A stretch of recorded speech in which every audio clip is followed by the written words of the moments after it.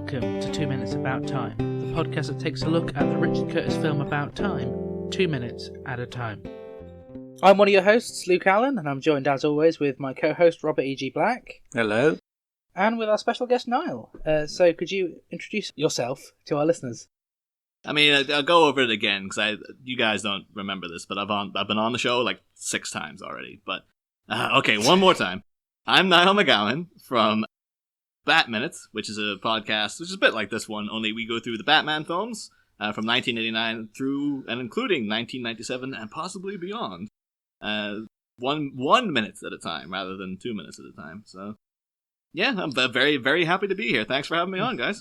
And of course, we'll remind the listeners that your previous episodes will be in the future. Yeah. I just figured we did this episode multiple times because it didn't go well. That's what that meant.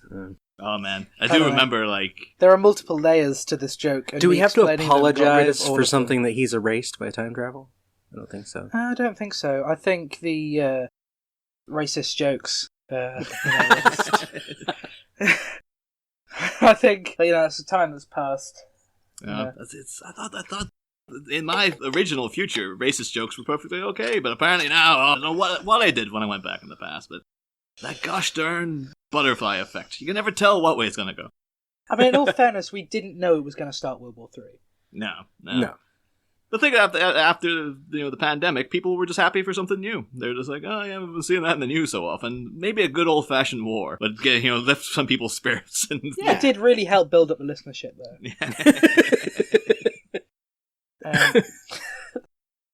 As I was saying to Robert last week, I feel like the number of jokes that this show will end up having towards the end of its run will just make it completely ununderstandable. Yes. It's just 2 minutes. It's just. I think I've seen headlines by The Onion or something saying podcast entering 50th episode just now entirely made of in-jokes and stuff. So it's yeah, that's pretty much the way to go. But I always remember there was a YouTube talk show. I love the fact we got the tangents before we even started the minute. There was a YouTube talk show that I used to like called Serial Time, and they had all these fake characters that they started referencing that then became a recurring joke, and it got to the end of its run. It's today's episode we're celebrating Mrs. Radishhead's birthday. It's just you're completely unapproachable to any outside viewers. It's such a good show, actually. I don't know what happened to that. Should come back. Maybe it already has come back. Who knows? Anyway, we're here to talk about time. It's about time we got to it. Jeez. Oh yeah. Although I don't think I've actually asked all the guests directly this question. I think it's come up each time. So, what was your first experience with this film? Oh well, the thing is, when you guys invited me on, I went and looked into About Time, because I've never really just gone online to check out what people were saying about it and stuff. And I was actually shocked to see the critical reviews. If you go to Metacritic and Rotten Tomatoes and whatnot, they're 55%, 65%, and I was shocked by that, because I'm part of that generation that just every single person my age who grew up in this geographical area of Ireland and obviously the England surrounding area, your life has been essentially it's been in some way influenced by Richard Curtis, and in most cases it has been improved by it, because if this guy didn't get you through Blackadder, he would have got you through Mr. Bean or Not the 9 O'Clock News or Vicar of Dibley. And then hang on, have we finally got a guest on who knows what Vicar of Dibley is? Oh yeah. This is a groundbreaking moment. I've been talking about it since episode 1, and no one knows what the heck I'm on about. This is brilliant. But that's the thing. It's I grew up late 80s, early, and throughout the 90s, and it's just this guy was just the biggest thing. I know, I'm not too sure how big it was in America, Robert, and obviously before you were born, Luke, but 4 Weddings and a Funeral was just the biggest thing that ever happened to British cinema. Up until Train Spotting the next year, but at that point it was just you'd have thought England had never made a film before. It was so friggin' huge. And from what I've read and heard, it was expected to make nothing in the States. It was going to be a complete flop. And actually, in all fairness, 4 Weddings didn't work for me the first how many times I watched it. I watched it again yesterday, and it just clicked. I don't know what it was. Yeah. Like, I mean, I'd appreciated it, and I found bits funny, but I probably wouldn't have watched it if I hadn't been a fan of Richard Curtis anyway. So as I've currently been using quarantine to watch Richard Curtis films, because they kind of just feel like a warm hug. Like, for sure, there's that sort of comfort from Richard Curtis films. So that was my surprise then, because I remember About Time, like the build-up to it coming out and everything, where like just in the UK, everyone was like, Richard Curtis has made a new film. Like, this is going to be huge. Like, everybody loves all his stuff. Like, even things that I, like I really do not like Love Actually at all as a film. Like, I just think it's a terrible dumpster fire of a film. But no, it's beloved. Like, over here, like, it's everyone's favorite Christmas movie is now Love Actually and things like that. So I was stunned to see it, like, rated so lowly. Like, About Time rated so lowly, like, as it's, you know, as it stands at the minute, because I remember this coming out, and I remember everybody seemed to love it at the time.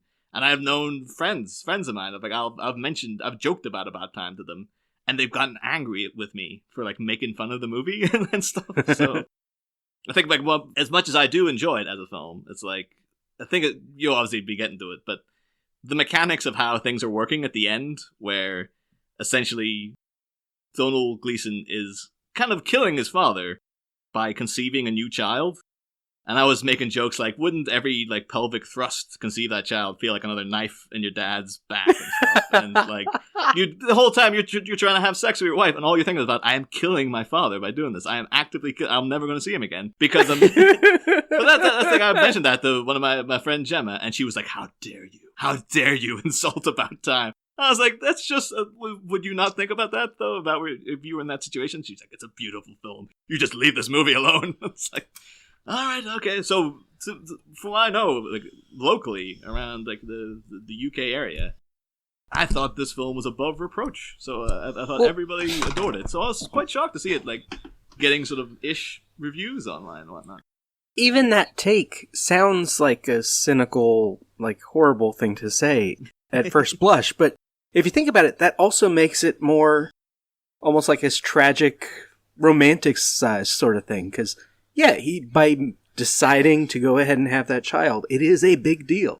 Yeah. So if those little moments make it feel worse, that doesn't necessarily make the whole situation worse. It makes it more interesting. Just one thing which I've been thinking about recently with this whole thing and with his relationship with his dad and that whole thing, I've kind of wondered, like, when Tim is, like, old and, like, dying or whatever, do you think he'll go back in time, like, once more, nothing to lose, to go back and see his dad?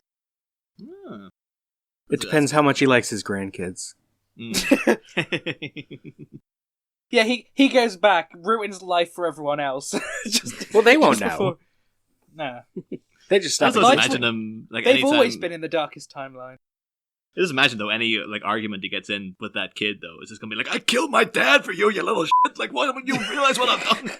Yeah, I can erase you at any time, child. That is, like, he's quite literally got, like, I made you, and I can destroy you just as quickly. Maybe even faster. Yeah, once that kid knows about time travel, that is a valid threat. Uh-huh. I wonder why it's 21 as well, that they... Like, can they not do it before they turn 21? Or is it just that they think they're mature enough to deal with? Oh, that's a good question, actually. It is a... I'm sure maybe you look into, like, astrological signs and whatnot. You could trace it back to some potential... Oh, this is the time when your aura is in the most orbit of whatever. There probably could be some sort of supernatural... The only thing I can think with 21 in the UK is that was, traditionally when you got the front door key. Mm. Which, I mean, I can't imagine not getting the front door key till you're 21. I suppose that it can't, like, I never had that rule, thankfully, but, like, I can imagine it just being a thing. It's like, well, you got that's 3 years then when you're legally allowed to drink, but I guess your parents can still keep an eye on you, because it's just like, well, you can go out, but you have to come back in some... Yeah, but it's also 5 years older than when you're legally allowed to leave home. Oh, yeah. It'd be like going into... I researched my rights on my 16th birthday. I was like, what can I do when I'm 16? And it's very odd. The rules in Britain are all over the place. In some laws, really. Just imagine going into a lettings agent, though, and just like, I've rented this... yes, of course you can rent this property, but, like, what age are you? 16? Oh, no. We can't give you the key, though. It's like, you can come back in like 5 years time, then we can give you the keys to the flat you rented, but you can't have the front door key. Right? You'll have to just keep going through the window for the next couple of years. So, 11 minutes in is probably a good time to start talking about minute 21. Oh, yeah. The opening line to our minute is etc. Mm. Which comes from Rory. And then we've got this guy who the hell are you? Tim Lake. Well, I hope you're better than this clown. Come on, Roger. I love the Roger Rory gag, because it's such a... You don't expect it to get the payoff it does later on. That's the thing with Rory, to me, though. It's just that, again, I can't emphasize like how much Richard Curtis big influence on, kind of just my life in general, because you just couldn't get away from the guy. But I do find a lot of his film work get very cutesy, and Rory's a bit too cutesy for me. Just the way the guy plays him, and just the whole, I don't know, just something about it, because he's just got the real sort of the quirky best friend kind of. He feels more like a trope to me than. Yeah, my reading of this film is as well that it's Tim telling us as a friend the story. He's the unreliable narrator. And so this is less how Rory is and more how Tim sees Rory in hindsight. Yeah. I think that's a fair way of looking at it, because, later... Well, one of the things is, it probably is just because, I'm just, a jaded 30-something nowadays, where, some of the... Not a critique of the movie, but there's a lot of pretty much kind of like a fairy tale kind of elements to it a lot of the time. Yeah. And because it's set in modern day London for the most part.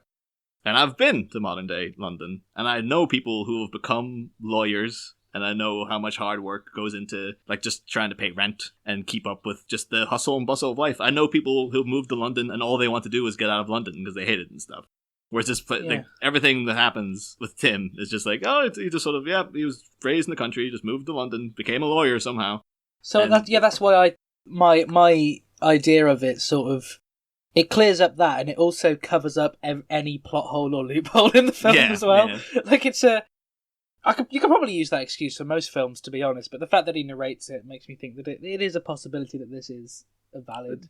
This could be, but you can look at him telling. It's almost like a how I met your mother and how I killed your father. If it was him talking to the kid that's conceived by the end of this movie, just saying this is how you came to be. This is my story. On his 21st birthday is him going this is how I found out about all this, and this is a shortened version of the whole legacy of how I got to where I am today and whatnot. I think I might use that as the title for this episode, How I Met Your Mother and How I Killed Your Father. Or Grandfather, I guess. Oh, yeah. Oh, actually, that is true. But I think actually one of the big giveaways to me, as I was watching and been kind of this is a very cutesy, very sort of unrealistic, take on, he just falls ass backward into living with his dad's friend, who's a playwright, who somehow lives in this huge house in London. And where's the money coming from? And all this sort of thing. Is that when you see the poster of Amelie on the wall, I think it's I'm not, is it Tim's room or Kit Kat's Tim's room? But, it's Tim's room. But just reminded me of way years and years ago, Jean-Pierre Jeunet. I saw him been interviewed, and they were saying to him oh, you realize tourism in Paris has gone up even more because of Amelie. People think it's this wonderful magical city now because in Amelie it's presented as if it's this beautiful, beautiful place that everyone, it's so wonderful and whimsical and all this. And Jean-Pierre Jeunet was just... Amelie. But Jean-Pierre Jeunet was just but Paris is a shithole. It's an absolute cesspool. It's encrusted with filth. I was making a fairy tale. That is not an accurate representation of what Paris is actually like. It's a fairy tale movie. And so by then seeing, Amelie pop up in this movie... Which Donald suggested himself. Donald Gleason requested the Amelie poster. Oh, there you go. But that got me in the right mindset of oh no, it's a fairy story. That's what they're going for. You're not supposed to question. And actually, one of the things in the lead up to coming on this, I was actually talking to Dave Pallas, of course, of 5 Minutes of Mystery fame and the Groundhog Minute and whatnot. And I just mentioned to him I'm recording episodes of About Time, a couple of days time, and he's I've never seen it, but I saw the trailer and it infuriated me. And I was like, oh, why? And he's like, it's just because, like, I bet you they just ignore the mechanics of time travel the whole way through. I bet you they don't even try to explain it. It's like, that is not the attitude to go into about time with, like, hoping note that to self, we need to get Dave on. Yes. Yeah. But yeah, as you said with London, this film does seem a bit fairy tale with London. Especially the sequence when they're going up the travelator or escalator or whatever in the tube station. Mm. And it's only them two. Yeah. I think that's even like later this week when it's just like they're out and like they're presumably out on a weekend night, like a Friday or Saturday night. And to be fair, maybe it's because it goes a little back alley or something, though, but like I've been to London. And it's just like nobody wants you there because there's just too many people there already. Like it's just it's so hustle and bustle. It's a nightmare. Whenever I'm in London, I have a game of saying like good evening or good morning to as many people as I can and seeing how many will respond. I've done, must have been between like 30 and 50 people now. Complete zero. No, no one. I have people walking over to the other side of the street, people looking at me weird, people ignoring me. It's a really fun game to play for anyone who's ever in London. And weirdly, shortly after I started playing that game, I saw a sketch on like some British show where they talked about someone going around and saying hello to people in London and how weird it was. And it felt like they kind of stole my idea, to be honest. They can't have done, because there's no way they could have got it. but yeah, it's what every time I'm in London I try and play that game. It's good fun. One of the time I was in London, I started... because I'm not in there that often, so I'm not really worried about a reputation. So I have walked the streets of London doing the Ministry of Silly Walks, just to see if anyone looks at me. No one cares. No, that's the thing, yeah, because it's just like, oh, you can do whatever crazy crap you want to in the streets of a major metropolitan city, because everyone will be like, oh, there's some crazy person. When and I was just go on about their day. When I was in Paris, in Disneyland, which is actually the only time I've ever left the UK, I was there, and we were there for like a couple of days, and I think on the last night, I literally just in the middle of the park just screamed, because I was like, heck, no one knows me here. Like, I might as well. So, yeah. Anyway, to go further into the minute, we've got, so Roger, correct. It's Rory, actually. Been here for 1.5 years. Just saying that to be nice. 2 years, actually. I like this introduction to him because he is trying to be polite. Like, it's like, it was Friends, wasn't it? Where they had that episode where, like, Chandler had like a colleague who was calling him by the wrong name. Oh, yeah. And so, like, having to trash his own office because... Yeah. Yeah. So I feel like it's almost like that. It's like it's been so long. He corrects Rory, actually, so quietly that he's clearly only making sure that Tim knows who he is. Yeah. Like, I've been through similar things. Like when I went to university, there was a guy in the tech department who kept calling me Niles for like a year. And then I think he heard someone else call me Niall. And because I never corrected him, because it's like, it's just awkward.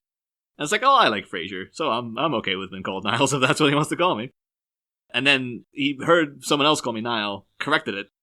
And then, like, about a month later, a different guy from the tech department called me Niles mistakenly again. And I could just see his face looking a bit like, what? And then he just switched back to Niles for, like, the rest of the time I was there. And I was just like, you know what? That doesn't matter. This is fine. Yeah, call me whatever you want. Like, this is water off a duck's back at this point. Like, I'm not going to be beholden to this guy for the rest of my life or anything. So. I remember at one point, years ago, I must have been like 6 or 7 or something. And it was at my church, and I'd started lending a hand on the computers with like the guy at the back who was putting the lyrics of the songs on screen. And I'd been doing it for weeks.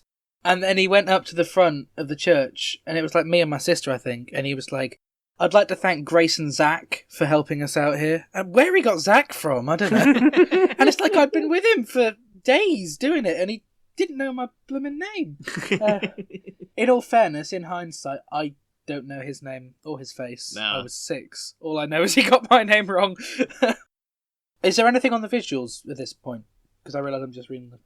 No, because the movie doesn't really care that they're lawyers. It's just background. Yeah, this is basically the library, is what it seems like, though. Yeah, there are 2 desks stuck in there. So once again, because I do know a guy who has, he's become studying to be like a barrister and stuff. And just the fact then, where, like, the dialogue's just like, I was lawyering all hours of the day and night. It's like, Richard Curtis doesn't give a crap what this guy's job is. He's just like, yeah, he's a lawyer and he does some stuff. He had a lawyer in Bridget Jones as well, though, hasn't he? With Colin Firth. So, like, lawyer seems to be a common enough thing. But I think one other thing, was it that we discussed on here, or was it something I hear on the commentary? I genuinely can't remember. About whether it's just a job that the audience knows instantly. Like, rather than creating, like, an office job or something like that. Like, it's a job that the audience instantly understands, so it can The thing is, because the one time it's alluded to that he does... It's connected to him using his powers. It just opens up a whole other friggin', like, not just a can of worms, like a barrel of worms. Because it's alluded to that, like, oh yeah, things can be going terribly during a case, and then he'll nip out. And then he'll come back in, and everything's great. And it's like, so he's clearly gone back and changed the course of what happened. Yeah. And it's just like, well, he better be sure that every single person he represents is innocent, because he don't know who he's representing. I think there was a joke on the commentary that the guy we see at the end, who they end up proving innocent. Like, there was a joke on the commentary that said, he does not look like an innocent man. It's just... They could have had a whole subplot of that, though, with him, like, going back in time to the time of the crime and going to that location and, like, watching to see if the person's guilty. Yeah. The thing, if this were a TV show, that would be... You could have a whole episode about that, yeah. Yeah. You could have a whole season on stuff like that, really. Time-traveling cop investigates crimes that never happened. Richard Curtis, if you're listening... Please get in touch with us. And this is Richard Curtis rebooting Time Cop for TV, only it's secretly a TV version of About Time. It's like, you ever want to see Donald Gleason do the splits? Because we all have, so let's see it happen. The film does ignore so many of the rules of time travel, but it doesn't matter. Yeah, it's one of those things of, like, if you get hung up, it's basically doing what in The Spy Who Shagged Me, when, like, Austin and Basil Exposition are doing, like, well, that all sounds very complicated, and Basil's just like, it is. I encourage you not to worry too much about it, and then looks at the camera and goes, and neither should you. It's just like, yeah, just enjoy the ride. Don't try to think about how this actually works. Yeah, but I mean, we've seen that Richard Curtis does time travel really well 3 years earlier with his episode of Doctor Who. Oh yeah, really terrific stuff. I rewatched that recently, not actually as part of my Richard Curtis rewatch, but because there was a big Doctor Who global rewatch of Vincent and the Doctor, and that still moves me to tears how wonderfully he does that. Yeah, that was one of those ones too. I think at the time I saw that, I didn't know, like, somehow that slipped through the net in terms of, like, I didn't know Richard Curtis wrote that when it was coming in. Nah. Yeah, I didn't know that been until like, recently. God, that was a really good episode, and then seeing, like, oh, it was written by Richard Curtis, like, oh well. There you go. Yeah, well, I was 6 when that came out, so I had no concept of writers whatsoever. But it had always been my favourite episode, or one of them, and then it had become my favourite episode. And then when I started becoming so, like, interested and obsessed with Richard Curtis, go through everything he's written, it's like, oh, of course he wrote my favourite episode of Doctor Who. Yeah, It's so nice to know that your tastes are consistent, you know? And just do the fact, like, oh, Bill Nye's in it as well. It's like, yeah. It's just one of those things too of just seeing Bill Nye there. It's like, don't waste him. He could be Doctor Who down the line. Like, he'd be great for that part. Matt Smith has said in an interview that he believes that character is a future incarnation of the Doctor. Oh, nice. Oh, yeah. Well, I'd support that. That's fair. Because I love that look that Bill Nye gives in Vincent the Doctor. I think we should definitely, like, dedicate part of an episode to discussing that episode of Doctor Who. But that look he gives after Vincent kisses him. As he walks off, and Bill Nye just sort of looks at him, confused for a second, and then sort of, no, it can't be. But, like, there's a moment where he genuinely thinks, could this man be Van Gogh? Should also say, my co-host on That Minute, John, his partner Lol, saw Bill Nye on the tube one day. Yes. Apparently standing. No one would even give him a seat. Like, he was just standing. Like, I mean, Robert, this is what I was saying, isn't it? That Bill Nye is, like, the one British actor that so many people seem to have met. Like, I've heard people, like, meet him on, like, 3 different occasions in completely different parts of the country. Oh, so okay, maybe he just is the Doctor. Like, he's like, I'm just knocking around. I've met everybody now. If you got Genghis Khan on the show, he'd be like, yeah, I met Bill Nye one time. I so hope that they use Bill Nye massively in Doctor Who at some point. And the thing is, they had some Hugh Grant was going to be the Doctor, but his agent turned it down because they didn't think he'd want to do TV. Ah. When was that? Well, I guess that would have been like 05 then. Yeah, that would have been... I think that was like the 90s. It was before the Eccleston reboot. Okay. But around that time, Eric Idle was also down to be the Doctor. Ooh. Like, there's some completely different Doctors, but would have been brilliant. And tell you who I'd love to see as the Master. Hugh Laurie. Oh, yeah. Oh, that'd be great, actually. And Stephen Fry as the Doctor. Just like, we're just rolling with it. Well, we've had Stephen Fry at one point anyway in the episode, didn't we? This year? This year? Yeah, this year. Well, that's the thing, though. Another guy they brought back who would have been a good Doctor, but like I thought the show wasted him, like properly wasted him, was Richard E. Grant. Yeah. You got Richard E. Grant in the show. He's playing like a big villain.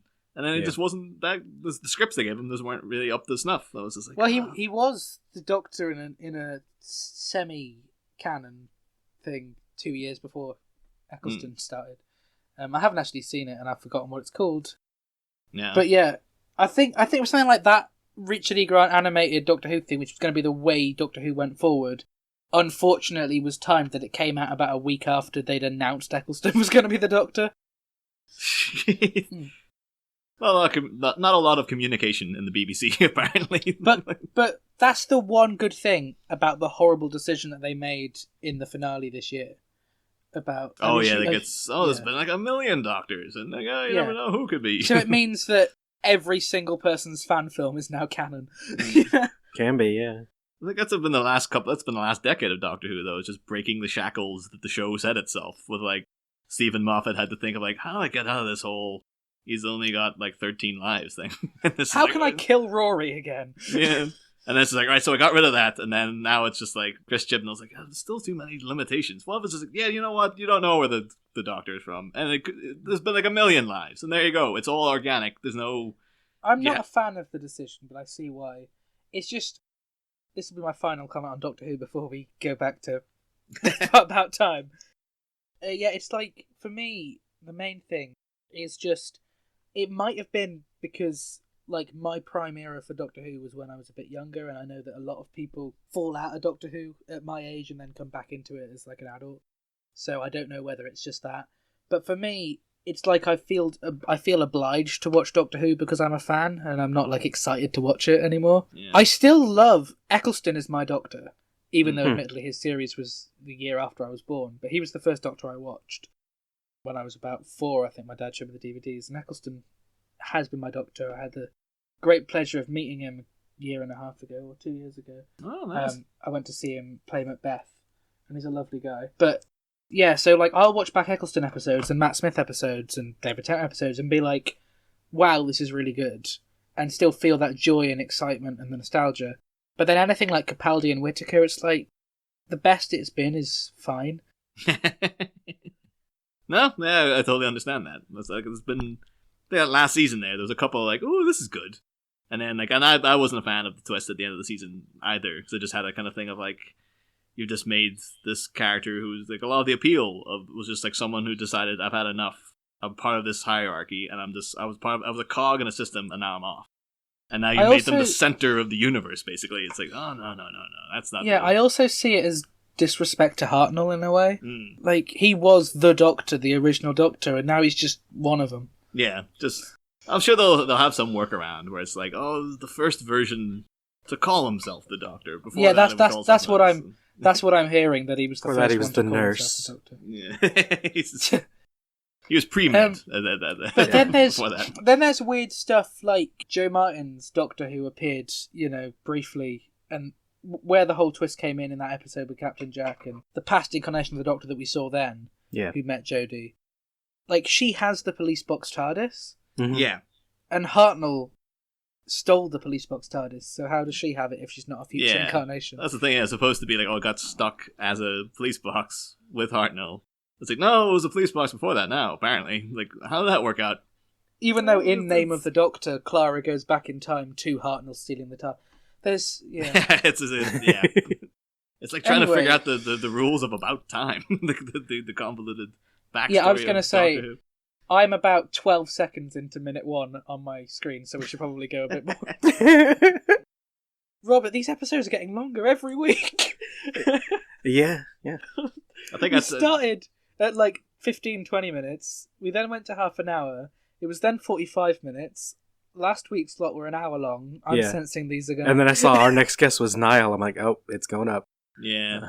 That's the thing with Batman now. I've had to start, like, because our episodes always run so long, I have to just, like, start cutting out, like, big chunks of them and putting them up as bonus episodes. Or you just cover it 30 seconds at a time. No, that's just more the fact that, like, always we talked here for, like, 10 minutes about Doctor Who. Just take all that out, put it as its own episode, and go, like, there's a bonus thing that's not part of the main episode and stuff. But that's not a terrible idea. No, it just became a necessity for us after a while, because it was just like, we can't ask people to listen to the shows, episodes that are this long 3 times a week, every week for like 52 weeks or something. That's how I decide which podcast to listen to sometimes, is like, who had the shortest episode today? I'll go with that one first.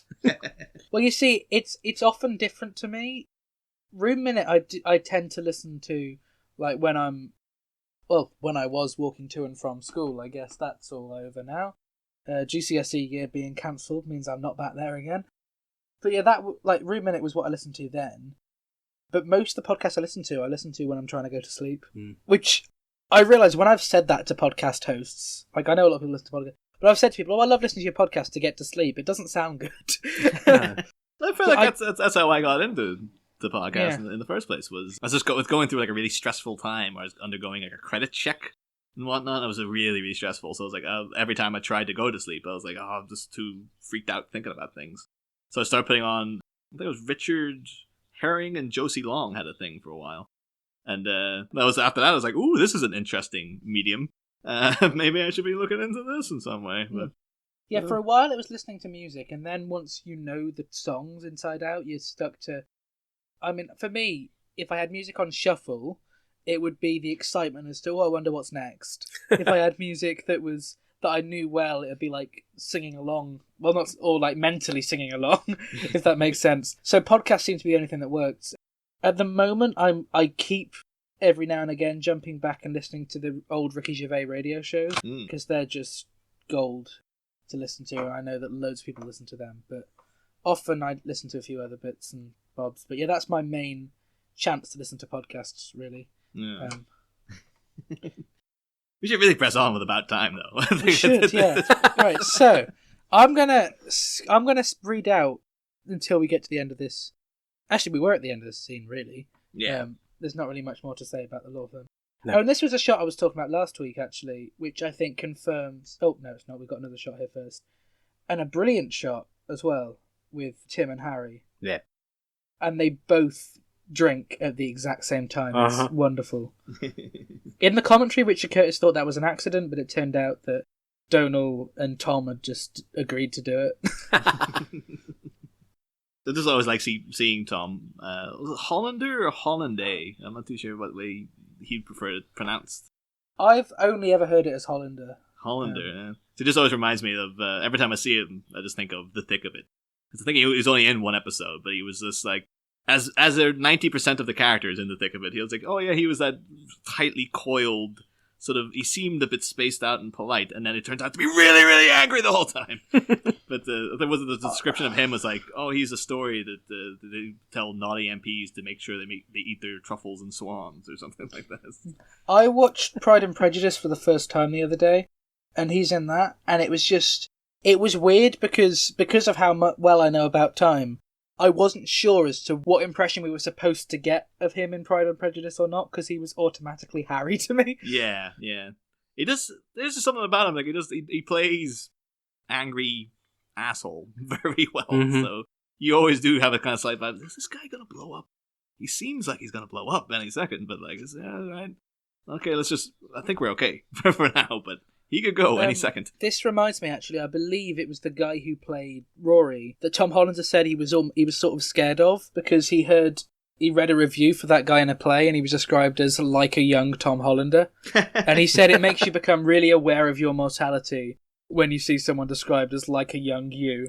So basically every time he saw that guy, he just thought of death. I'm pretty sure it was the guy who played Rory. I could be wrong, but it wouldn't be the guy who played Jay. So, must be him. He mentioned a name and I've forgotten the name of the actors. Anyway, I'll Google that later and verify it in post-production if I need to. So he says, so 6 lonely months all went by, and it was still just me and Harry. Me lawyering every hour of the day and night, and him putting the finished touches to his new play. No matter how many girls there were in the world, I always seem to end up with Rory. Mm. And there are some lovely shots at this point. Like Harry sprawled out. Yeah, and even when he says him lawyering and it's just him going over and reaching what looks like it could be homemade, to be honest. Which it looks like it's the same. It's that kitchen. So it's even that he's spent more time baking and cooking more than the way he grabbed it. I figured it was Harry's and he stole it. Mm. Yeah, I think so. Because he grabs it, looks over at Harry, and then walks away. Yeah, I think it's probably to indicate like he doesn't have time to make his own toast. He just has to well, that's there. He's conked out.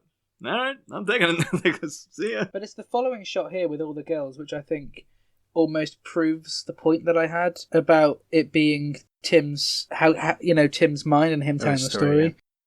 Otherwise, this is quite an out of place shot, really, because that's sort of so fantasy based almost. Yeah, very much so. And I mean, we talked before about how Margot Robbie is in the film. Yeah. And how she is just there as the attractive girl, basically, and there's no personality to her, and how that's just how he remembers her. You know? You know what occurs to me now with your this is Tim telling the story. Harry has books on his shelves with the spines hidden again, just like the father does. And I'm like, maybe that's just because Tim can't remember what kind of books Harry had. Mm. You know? So that visually, they're just like, there were books. We don't know what. Yeah. Or maybe it's because it would cost more money to show the books. Well, or they had the wrong kind of books, and so just turn them around, it won't matter. I think it was later on, in Bill Nye's study, there's a very clear copy of, it seemed to me, it looked like Lord of the Rings. Because I was like, I think that's the same copy Possibly, of Lord of the Rings I have. But I was just like, I'll be the only one Tim remembers. It's like, I remember reading Lord of the Rings when I was a kid. I don't know what other books he had, but that was the one I read all the time. That would work, and I wouldn't be surprised if there's little shots of Dickens and stuff, because we know Dickens. So it would make sense for some of them to be there and some of them not, yeah. Mm. So then we've got, until, out of the blue, on a dodgy night out with Dodgy J, something miraculous happened. I mean, we just got the shot of them walking, I guess, which I realise is taking a lot longer than I thought it was when I'm playing it back. And you're so it's far a wonderful ahead. Shot. Am I? Well, you're jumping into the restaurant already. Only because I've realised how much time we've spent already. I know. That I'm trying to... Well, I just wanted to point out that on the stairs, when there's just girls and Tim does say how you doing to one of them, and she's kind of cute with glasses and everything. She just looks at him and keeps walking, and then Rory shows up. The thing is, though, because you're saying this movie is totally a fairy tale kind of thing.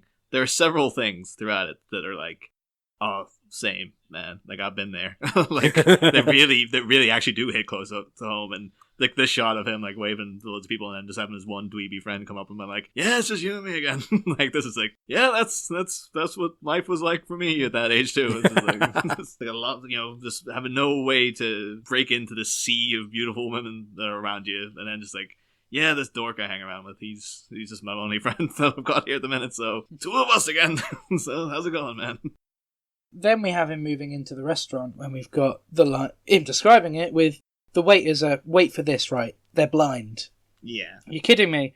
I'm kidding you not. No, as bats. And, I mean, one thing which I was discussing this whole thing earlier with my mum, actually, because she knows this film quite well, and I was saying, what minutes we're doing today. And, she didn't even know that these restaurants actually exist. Yeah. It is quite a...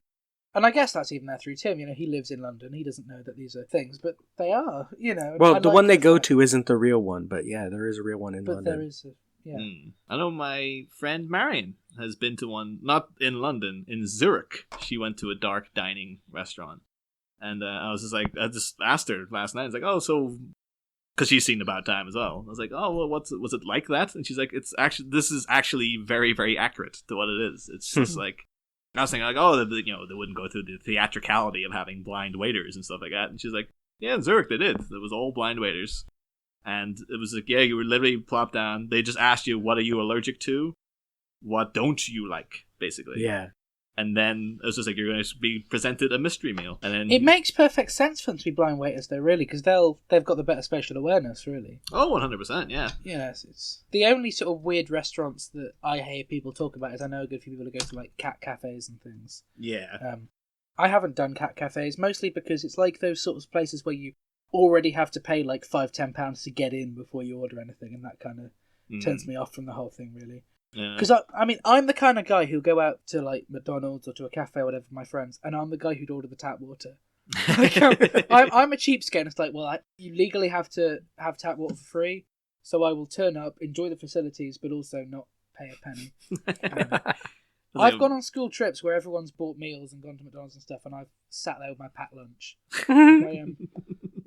I don't see the point in spending so much money when I can do it cheaper. That's it. The one we have closest to us in Liverpool, that like on the street, there's tons of different kind of weird restaurants throughout the city, but there's one quite nearby that's one of those cereal cafes that's just like, yes, all it serves is cereal.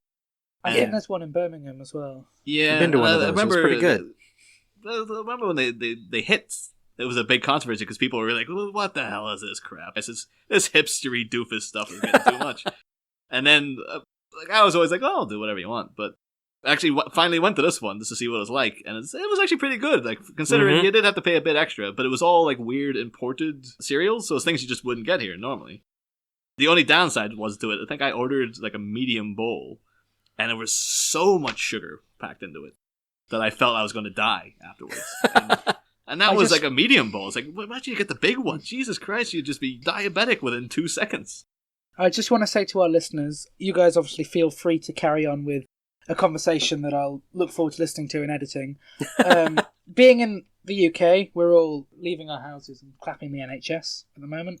In 2 minutes. So I'm going to leave and be back in about 5 minutes. Okay, while you're gone, I'm going to complain about London.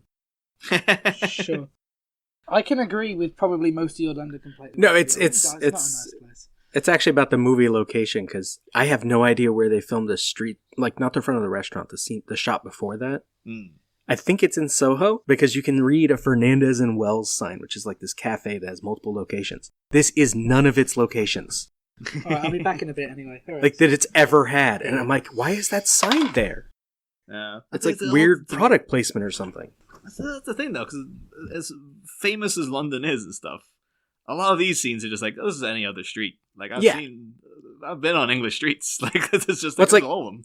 A couple minutes ago when Tim arrives in London, he arrives at Paddington Station, goes to Abbey Road, which is out of the way, and then over to Harry's apartment, which we see the address. So those 3 locations are not near each other. Paddington might be the nearest tube station, I think, but it's not close. Yeah. It's like, got off the train, had to travel so he went to sightsee Abbey Road before dropping off his backpack and his suitcase. I'm like, that's silly. He's just like, well, the Tower of London was right next to it as well. It's like, as was the Eiffel Tower, weirdly enough. Yeah, like we were talking about Paris earlier. Every Paris movie. Oh, there's Eiffel Tower. It's right there. Yeah. I mean, you can't see it from a lot of the city. It's tall, but you can't see it from everywhere. No. Like New York. Same problem.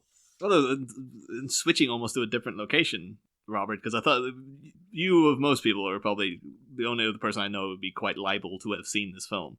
But the whole scene we're about to watch with the dark dining restaurant. Yeah. I watched this movie, and I think maybe like a couple of weeks before, I'd watched When in Rome with Kristen Bell. And the exact same thing, isn't it? I was baffled. Like, to see them in such quick succession, because I guess it was just a trendy thing at the time. Yeah, the restaurants had probably just come into existence, or enough time that people knew what it was. Yeah, but it might have been literally like a week apart when I was just like watching about time, and then saw When in Rome. I was like, wait a minute, what the hell? Only I did note in that they cheated because they had the waitress is Kristen Shaw, and she's got like a night vision goggles on the whole time. Because I guess they thought it'd look funny because she's put a night vision goggles on her and stuff, and it's just one of those movies. It's just like that would actually be a funny thing to do at one of these restaurants, though, is to have night vision goggles and see what are people doing in the dark. I think that might be almost like a legal precedent that make sure that the waiters are blind, because it's like, well, people are in there and they think they can't be seen, and we actually have people who totally can see them. That would be wouldn't feel safe. Are these people just fondling each other under the table because they know no one can see it, or on top of the table? Although no one cares. In this movie, though, they seem to posit like we're almost springing ahead now, but like that these guys have been kind of plop down at a random table with random people. I did have to ask, when I asked my friend Marion, who went to the one in Zurich. I was like, did that happen? Is that part of the experience? And she's like, no, we sat down by ourselves. They didn't force you on other people or anything like that. But I wouldn't be surprised if that was supposed to be part of the experience. It was like, yes, you get placed next to random people. Yeah. And not only can you not see what you're eating or your environment, you also don't even know who's there with you and stuff. But that would be the thing, that would be the straw that would break my camel's back, though. I'd just be like, nah, I don't want to sit and talk to. And like, don't even sit you with the person you came with. On opposite sides of the room. It just seems like, you have to be primed to be like, you could be sat talking to some complete prick the entire time. Like, you don't know who you're gonna get stuck with. You're like, yeah, I'm done. I'm gonna go. Yeah, this guy's awful. That's what always seemed horrible about, from what I understand from watching like American movies and stuff. Going to university and they just seem to have roommates. I was like, it'd make you share a room with someone. Well, you put preferences down on like your dorm request sheets, like stuff you can do, like stuff you like and stuff you can't handle. And you can be very specific, but it makes it harder for them to match you up with someone. Over here, it's just like, no, you got your own room. Like, you've been shared accommodation. You'll share a living room, but you have like your own private space and stuff. That'd be the kind of thing, like, if I was in America, that would put me off going to university, because like, I don't want to spend a year like sharing an actual room with someone. That'd be a nightmare. Yeah. If you didn't get along and you're just stuck, ugh. I think it's just, because I'm just very... I do like my solitude. So I'll be like, well, so unless they're out, you're never going to be alone ever. That's what a horrible experience that would be. To have literally someone like, when you wake up in the morning, they're going to be right there with you and stuff. It's like, mortifying. Hello. Hey. So then Luke goes on this horrible rant about Richard. Oh, sorry. I'm intrigued to hear the whole 5 minutes that I've missed. It'll be a nice surprise in editing. We've finished talking about we've done all the minutes, Luke. We covered the rest of it while you were gone there. So. Did any of you actually hear anything through my mic, or was there any cheering in the background? No. Just intrigued. Not until you came back in. It's pretty loud in the street, but I'm glad that the copyrighted music they were blasting has not made its way through the mic. Yeah, if it's incidental, it's fine. Yeah. And if it's one of my shows, I don't care. There's not really too much left to say of 21, is there? Because we've been here for an hour. I just wanted to say I love Carlo, the waiter's shirt, because it's got Braille dots. On the back, it's got a guide to Braille, which is nice. But on the front, it's got Braille dots and then words. And it just says, "There is no but." Okay. That was the line shirt from the porn version of The Matrix. That actually... There is no but.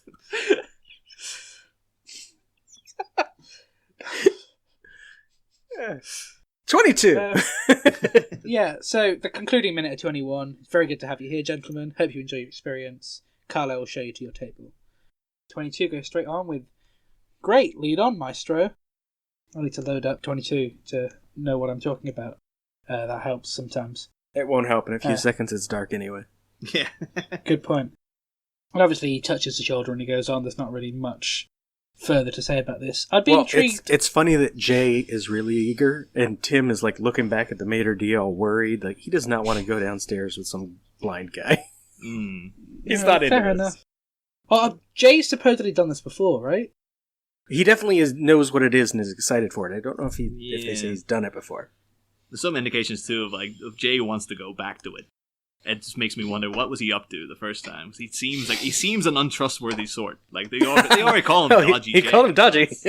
Yeah, it's like I don't know. I don't like this. I don't like this guy, man. I think you're just giving him license by allowing him to lounge in a dark room with mystery people for hours. So one thing is, I wonder whether these actors are actually blind. Is one of my questions and thoughts. IMDb doesn't have a credit for Carlos, so I don't know who he is. It's a shame.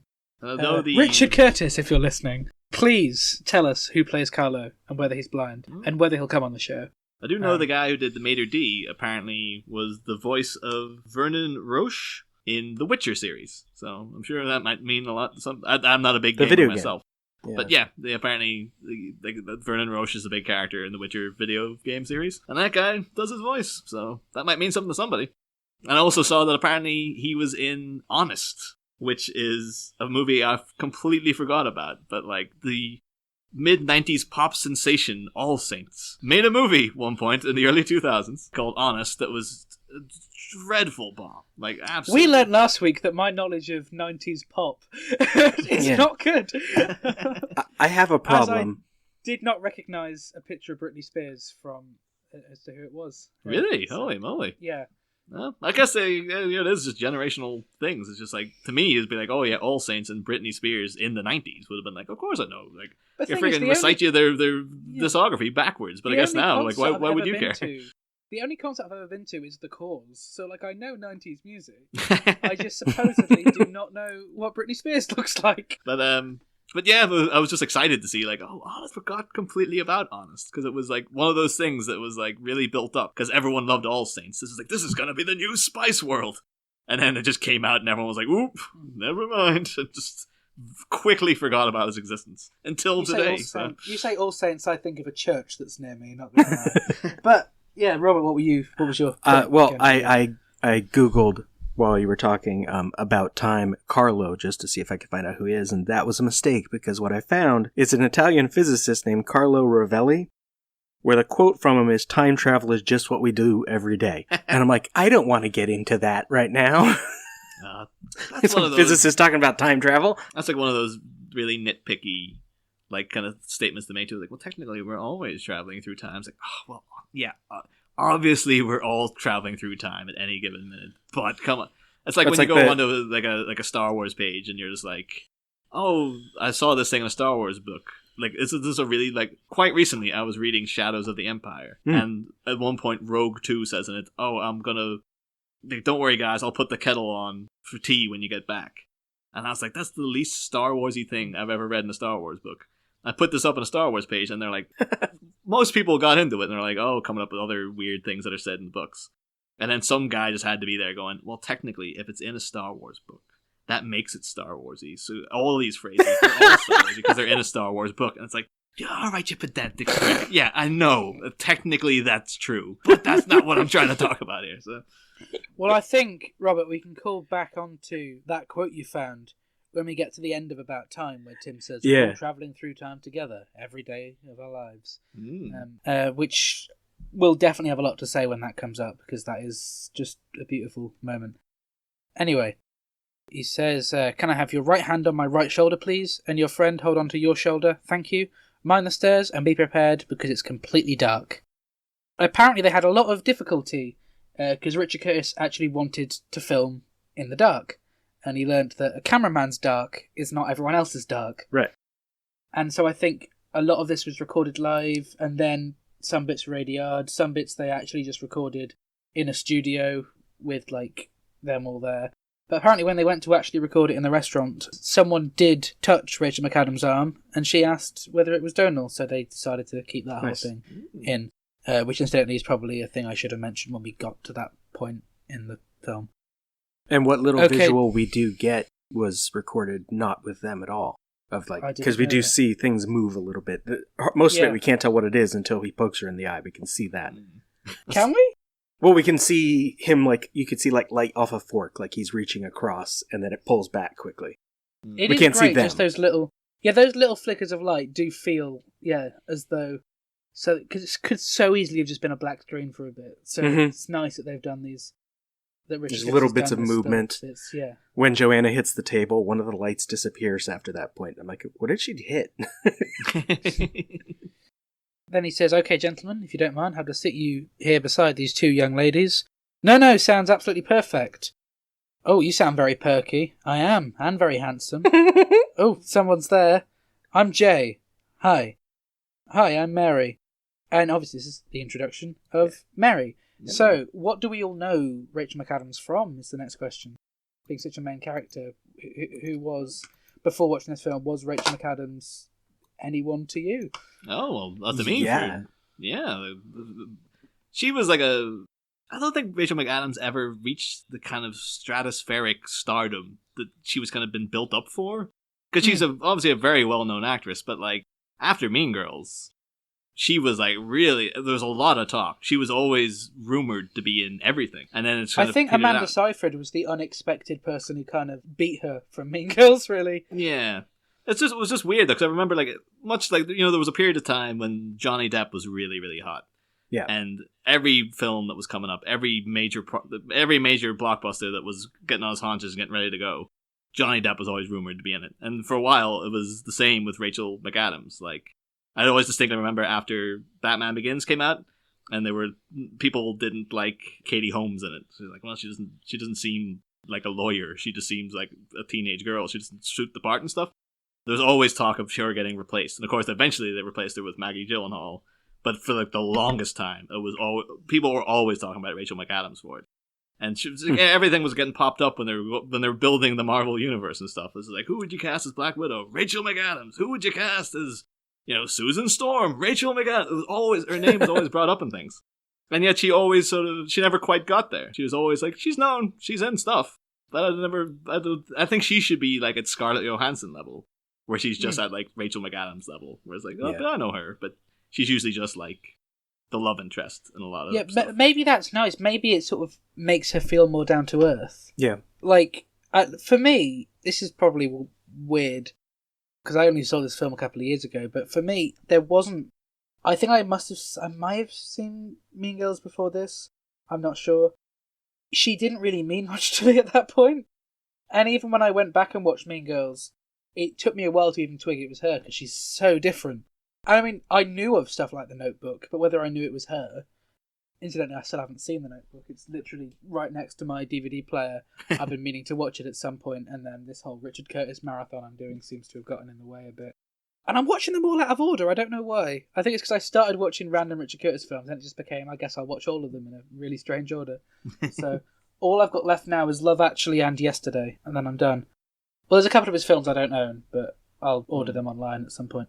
Anyway. I can, if you're looking for it, because I know it is difficult to get, The Tall Guy is on YouTube. I've got The Tall Guy. Oh, okay. So I was looking for it the other day, because I'm actually going, in researching Richard Curtis, I'm going on a different show next week to talk about Jeff Goldblum, the Jeff Goldblum movie. And I was like, oh, that's right, he made a movie with Richard Curtis. And I was like, oh, you can't get it anywhere.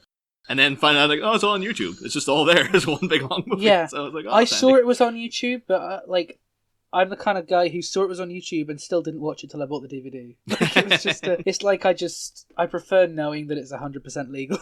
Yeah, well, fair enough.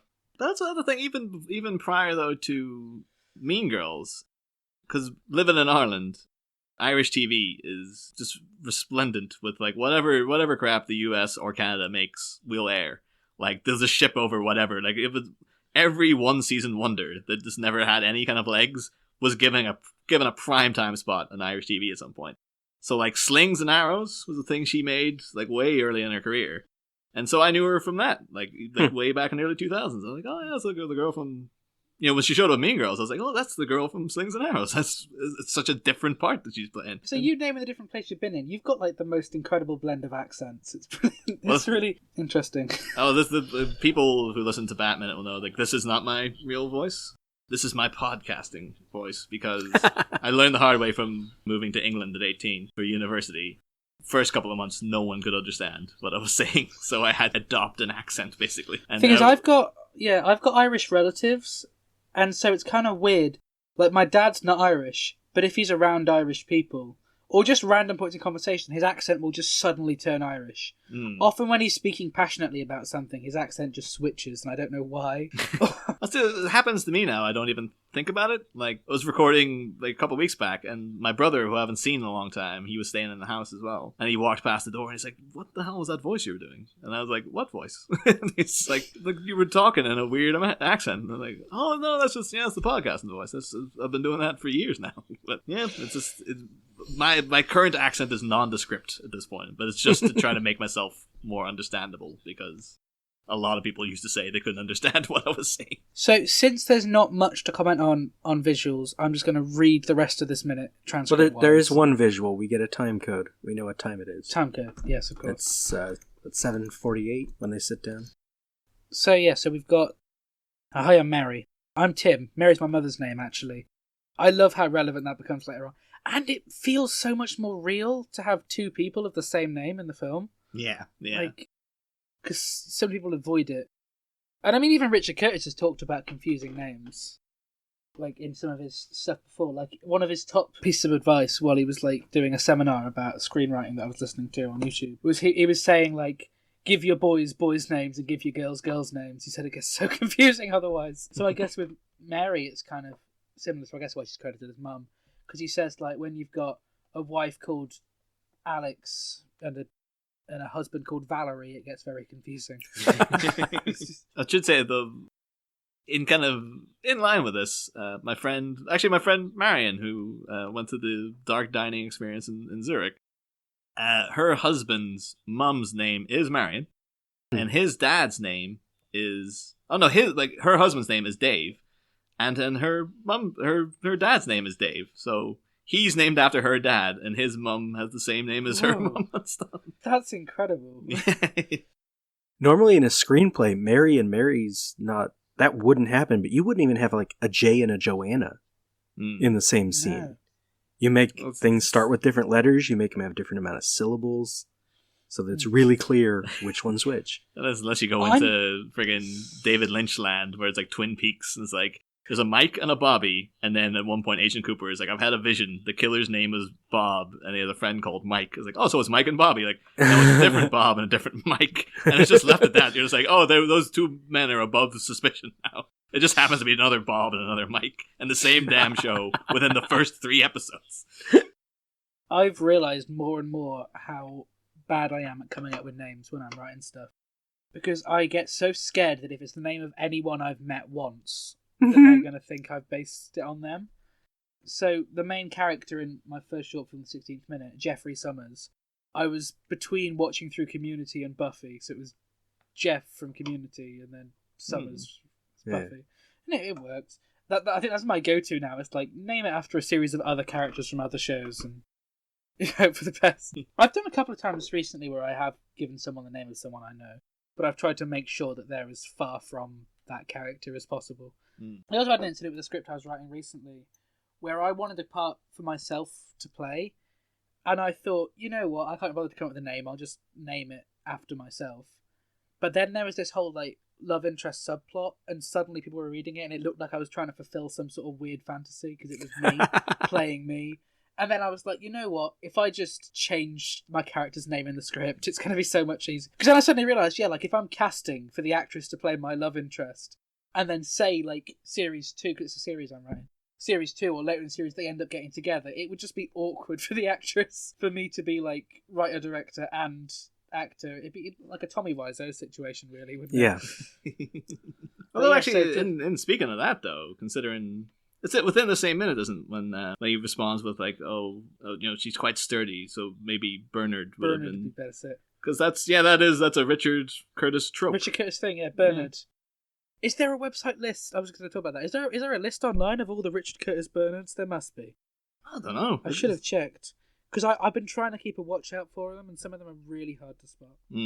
Well, I remember, again, it being a big thing that was on way back in the early 90s. They had Bernard and the Genie, which is the Alan Cumming, Lenny Henry. That's the one I haven't seen that's so hard to get hold of. Well, that's the kind of thing I would have assumed was on YouTube as well. I'd give that a look. I hardly look on YouTube. I probably should. But that was like a Christmas TV event when that came out, as I recall. Like, it was a big kind of like, oh, Richard, there's a new special from the writers of Blackadder and whatnot. They've made a thing, and it's got a budget and stuff, and it's got Lenny Henry in it. So he was based on... The name Bernard is based on Tory MP Bernard Jenkin, who stole a girlfriend from Richard Curtis when he was in uni. And so mostly negative characters he calls Bernard. Ah. That's the thing, the Bernard in Four Weddings, would you call him negative? Because it's DC Grimm from The Thin Blue Line. Was it David Place, I think you called the actor? But I thought he was always... Although I can't remember the end. Maybe he was alright. Yeah, I watched it before. It wasn't terrible. I think one of the first uses of Bernard's got to be in Blackadder for Nursey, which is one of the best gags, where it's just like, really, your actual name's Bernard, and it's just... Only shows like Blackadder can get away with that level of stupidity. I can't think of a Bernard in Vicar of Dibley. But probably. I know he said that there was pretty much a Bernard in every film, except Yesterday, because, like, I think one of the producers or the line producer was Bernard Bellows, yeah. Someone, I don't know if this is accurate, but someone says in the Vicar of Dibley, when Alice has like 10 children, someone says the last 5 are called Bernard. That might be true. Yeah, that makes sense. That was a weird episode, to be honest. when she had 10 children. It was towards the latter run of the show, wasn't it? I think. I'm sort of partially semi-watching through Vicar of Dibley at the moment, but most of it's mostly one of those things where it's like, if our family have got nothing else to watch on an evening, we're just slowly working through it on Netflix. Yeah. I'd love to know, like, Robert, if you can get hold of Vicar of Dibley at some point, as to like what it's like in the States, because it's so British. Yeah, it's always intensely English countryside kind of thing. Like, it's up there with like Only Fools and Horses. Is like, would this translate over in the States? Like, it's just my experience. Gavin and Stacey. British shows either work really well for me, or I'm like, really I need to turn this off. Like, it's immediate. I can tell when I start. So I'll see if I can try, and I don't know if the thing I can watch it on is free or not, but I'll try an episode and see what happens. I think, yeah, one of the things which is one of the funniest things on British TV, I know that some Americans like it, but I think it would flop so much in America, because I know they tried an American remake, is Gavin and Stacey. Yeah. Like, it's so funny because of how, like, every British person knows these types of people. But it's so British that I don't think the humour would translate to the States at all. It's great. And it's English and Welsh, Gavin and Stacey. And it's brilliant in both. I don't know if you know anything about Gavin and Stacey other than it being James Corden, really, do you? I think I've seen an episode, but it was like one episode. I don't remember if that was because I didn't like it or because it was on some weird channel. I don't remember. Okay, fair enough. As I said, I don't know how it was received in the States, but I imagine not that good. I don't know. It's just exaggerated versions of people that everyone knows. So let's just skim through the rest of this minute, because how long are we? Oh, flipping heck. Okay. Oh, does it suit her? Sort of. Although she's sturdy, so Bernard might be a better fit. Okay. Oh, someone just touched my elbow. Okay, that wasn't me. No, well, that just makes it worse. It wasn't you. Who was it? It wasn't me, because I'm touching something else. Yes, and you'll stop that right away, thank you. It's such a... Joanna is such a character that we see so little of, but she's a really good character. That's when she hits the table, too, and the little bit of light in the middle disappears. So something moved. I'm just becoming more and more aware of this, that I might just go straight up to overall thoughts. Yeah. What are your overall thoughts on this minute? I think it's better... The dark scene is better in the next minute, because they actually start having bits of conversation. Yeah. But I love the setup. It shocks me how much time this actually takes place over, because it doesn't feel like you're watching it for ages, the whole dark scene, like in the film. But when actually you look at it and it's like 3 minutes or whatever, mm-hmm. Yeah, like, it doesn't feel like that at all. Yeah. I'd imagine if you're fast forwarding through the film for some odd reason, it'd be really weird. Yeah, the screen goes dark. Oh, that reminds me. I must have told you this when we were doing the Monty Python thing. Goodness knows why it reminds me, because it's only such a brief comment. There's on Monty Python's Meaning of Life on one of the DVDs. There's the commentary for The Lonely, and it's just Michael Palin talking to himself, like in character over the whole thing every now and again, and just making occasional comments and noises. And at one point he just goes, I wonder what this would be like with no sound on, and just mutes it for about 30 seconds. It's so good. It's just great. Like, I can't believe I watched the entire film with Michael Palin talking over it every now and again. But it's brilliant. And I think at the end there's some, like, police cars turn up and arrest him for something. But it's, like, just right at the end. It's brilliant. And I think it's such an underrated gem. So I recommend that. But that... How did I get from... Goodness, I guess my mind was going, I wonder what this would be like with no visuals, and then it is. I don't know. My brain's a very confusing thing. So, unless there's any other final bits, no. Niall, where can our listeners find you on social media? You can find me on social media. I'm more easily to contact through the show, Bat Minute, because I'm not on Twitter myself. We do have a Twitter for Bat Minute. You can get me through there. Or I'm just on Facebook. We have the Bat Minute Listeners Cave. And I'm just there as Niall McGowan. If you should want to add me for any reason, I don't know why you would, but if you want to talk about Batman, the Batman Listeners Cave, that's where you can talk about that and anything adjacent to it.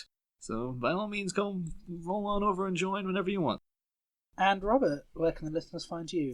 Robert E.G. Black on social media or my website, lemmingdrops.com. Listeners can find me on my weird Twitter of @llama_bottle0, on Instagram @thegingerluke. All of my content, short films, podcasts, radio appearances, newspaper articles, all of that are all there at lukeallen.co.uk. I'm on Facebook, which I always forget to mention, @lukeallenfilm. And this podcast is available on Facebook, Twitter, and Instagram @2minsaboutTime. Thank you so much for listening to this probably incredibly long episode. We will be doing a 24-hour special by the end of the series, I'm sure.